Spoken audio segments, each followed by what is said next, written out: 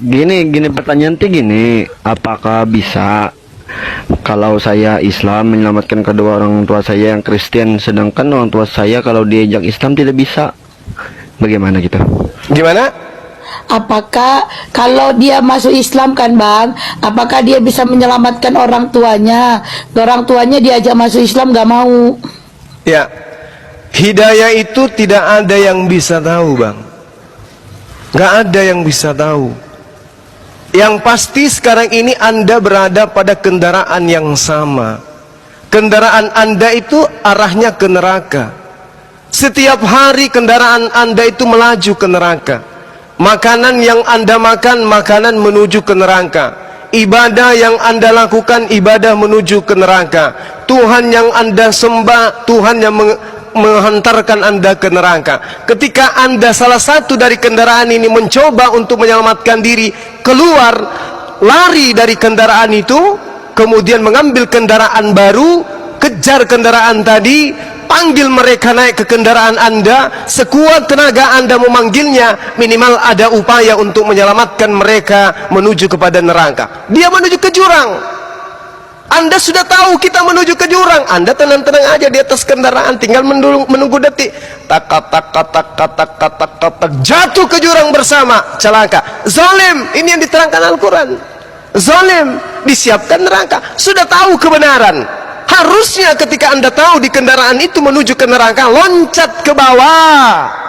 Apapun yang terjadi, Anda mau lecet, mau patah tulang, loncat dulu, lari mencari kendaraan, apakah itu kuda, apakah itu motor, apakah itu mobil, loncat, kejar, kemudian teriaki kepada mereka, tidak ada keselamatan di kendaraan itu, sekarang pindah ke kendaraan ini. Mereka ngotot, bukan kesalahan Anda. Minimal ada yang membawa obor, minimal ada yang membawa cahaya. Kenapa? Ketika mereka berkeras mati dalam kekafiran, Anda kemudian menjadi muslim, anak-anak Anda kemudian menjadi seorang muslim semua. Di antara cucu orang tua Anda ada yang menjadi penghafal Quran, sangat boleh jadi kemudian di hadapan Allah, ketika para penghafal anak-anak Anda, amal jariah Anda kemudian berdoa kepada Allah, wallahu alam bisawaf, kita tidak tahu. Allah yang menghendaki segala sesuatunya itu bisa terjadi, bukan kita. Kita hanya mengaminkan, kita hanya mengiyakan, dan kita hanya tunduk.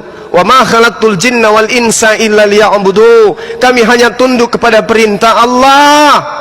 Ketika saudara muslim, orang tua tidak mau ikut muslim, jelas istri Anda akan memilih muslim, anak-anak Anda akan menjadi muslim. Di antara anak-anak Anda ketika Anda berjamaah, salat berjamaah bersama, kemudian minta kepada Allah untuk diberi keselamatan dunia akhirat, siapa yang bisa menghalangi doa Anda kepada Allah? Tidak ada.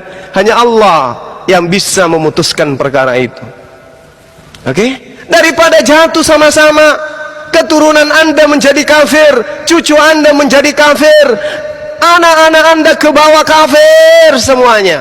Belum tentu Bang semua panjang umur, belum tentu teman-teman apologet yang lain ini panjang umur. Bisa jadi besok hari Bang semua keluar dar, ada yang tembak. Tak ada lagi yang sekencang ini menyuarakan Anda untuk kembali kepada jalan Allah.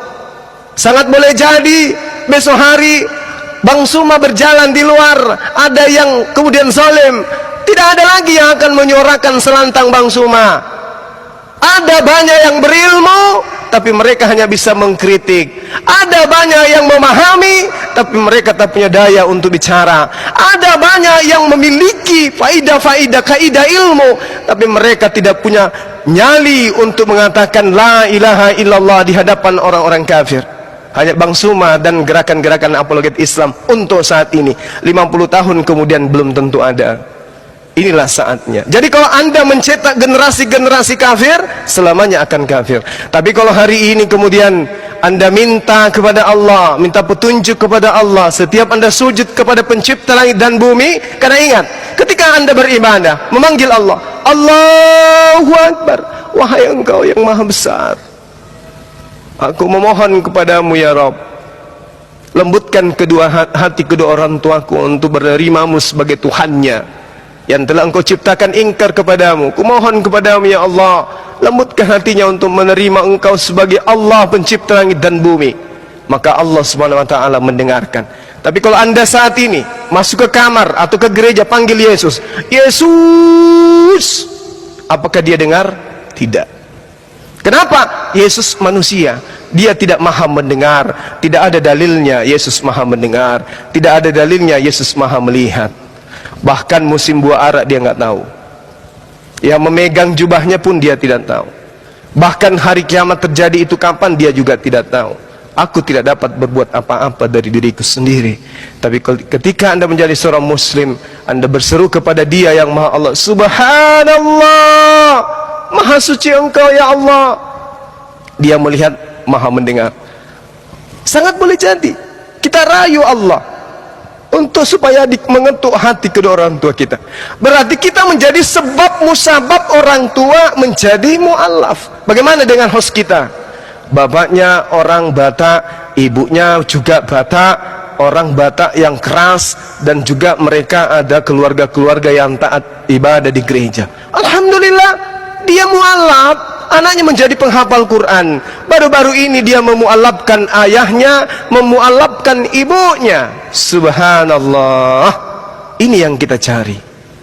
Nah, jadi kalau saudara mengatakan, bagaimana kalau orang tua saya kemudian membantah untuk tidak mu'alaf, minimal kita sudah berusaha, dan kewajiban saudara tetap harus semakin taat kepada mereka, harus semakin tunduk dan hormat kepada mereka, kecuali mereka mengajak kembali untuk murtad. Jangan taat tetapi berbakti secara duniawi, itu kewajiban mutlak untuk orang tua walaupun beda akidah.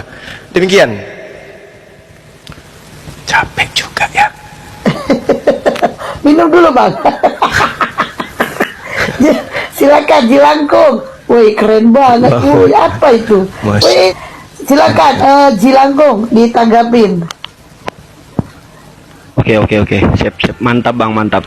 Saya paham, saya mengerti. Masya Allah. Semoga Allah melembutkan hati antum untuk menerima hidayah. Amin.